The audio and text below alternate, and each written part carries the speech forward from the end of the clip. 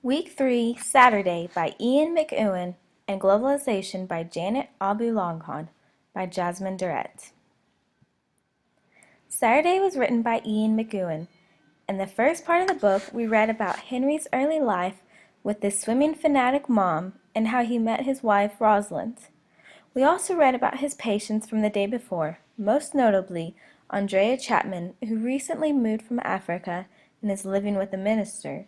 She has a terrible attitude and continuously tortures the staff. We also read about the two crashes, the plane crash and the car crash that were to affect Henry for the rest of the day. The second part of the book started right after the car crash with Baxter. As soon as Henry was able to escape Baxter, he got in his car and tried to call Rosalind with no success. After the crash, Henry went to his weekly squash game with Jay Strauss. He ended up losing the first two games because he couldn't stay out of his head and stop thinking about the crashes. After his squash game with Jay, he heads out to run his errands. While driving, he keeps envisioning Baxter and his red BMW following him. Throughout the day, Henry can't get rid of the thoughts about the plane crash and about Baxter's condition. After running his errand to the fishmonger to get the fish for the stew for tonight's family dinner, he goes to visit his mother, who has a progressed form of Alzheimer's. After visiting his mother, he leaves to go listen to his son. Theo plays his new song. At first he stands off to the side, just listening, and then towards the middle of the song, he really enjoys it and gets up to the middle. Upon returning to his house, he notices that there are two men standing on a bench in the square, which is unusual for a late Saturday in February.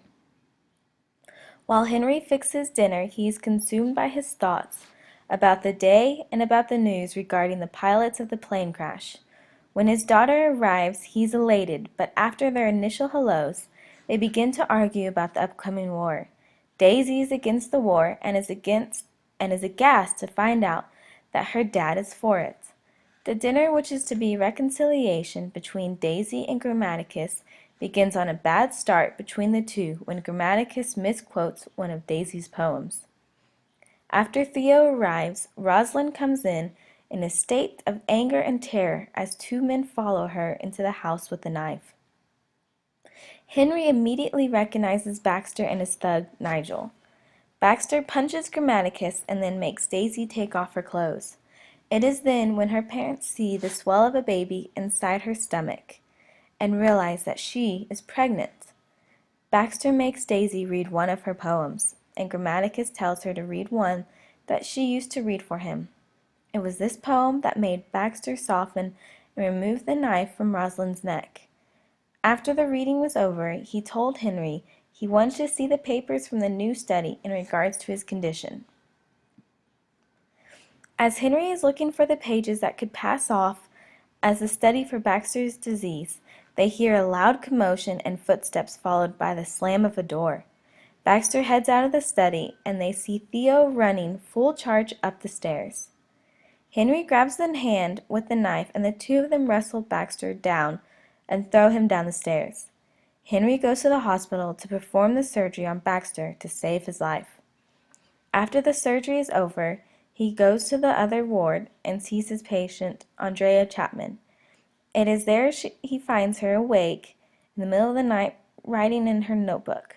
He asks her what she's writing about, and at first she wouldn't tell him, but then she was reluctant and told him. She wants to become a neurosurgeon, and she has a big crush on Henry's registrar, Rodney. After this, he leaves. When Henry comes home, he finds his wife in bed, terrified. They talk the whole night and then make passionate love with each other. Afterwards, Henry can't go to sleep, so he goes to the window where his long day started and realized that he wanted his family to not press charges on Baxter. He began his day in terror and ended it in peace.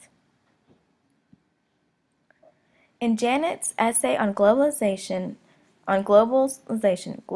formation, she states what a global city is.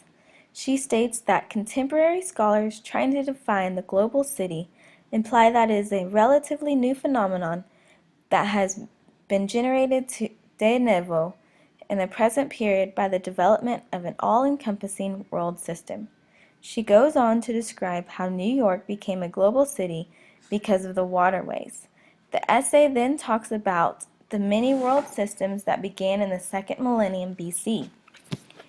Janet then describes how Chicago became a global city,